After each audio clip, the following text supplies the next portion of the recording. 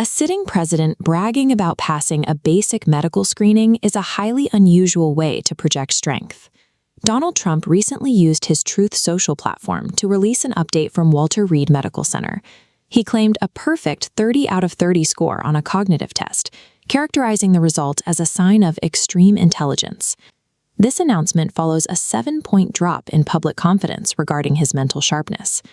Recent Washington Post and ABC polling shows only 40% of Americans believe he possesses the mental acuity required for the job. The boast serves as a direct response to an electorate that increasingly views the nearly 80-year-old as physically and mentally unfit for office. To counter this perception, his team highlights his digital activity as evidence of stamina. This past weekend, he engaged in a 14-hour posting spree, totaling more than 60 separate updates. Much of that energy focused on a 700-word grievance regarding a federal judge's ruling to remove his name from the Kennedy Center. This digital output contrasts with his physical behavior at public events, where he has been observed nodding off.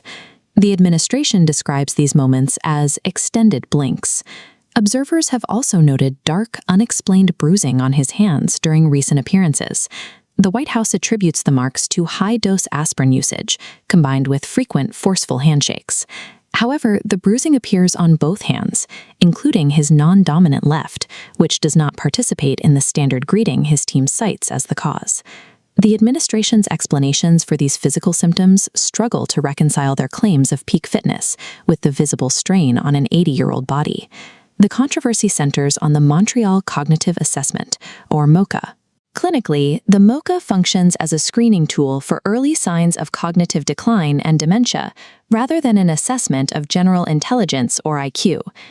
The test measures baseline functioning through simple tasks, such as asking a patient to identify a lion, a giraffe, or a bear from a set of drawings.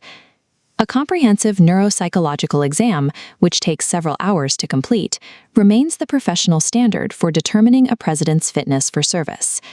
A perfect score on the MoCA indicates an absence of advanced debilitating dementia, leaving the question of actual mental acuity unanswered. There is a significant caveat to his perfect score.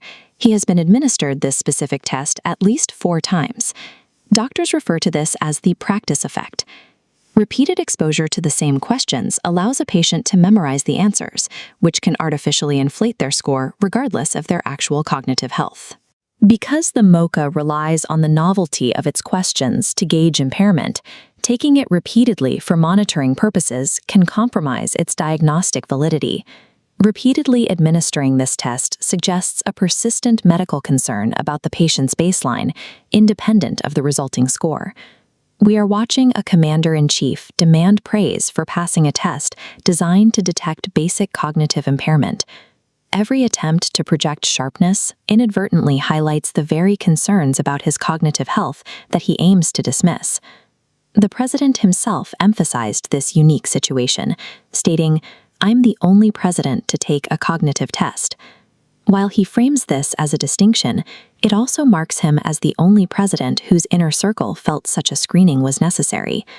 The loud defense of the president's mental acuity ultimately draws focus to his medical vulnerability, reinforcing the concerns his critics have raised for months.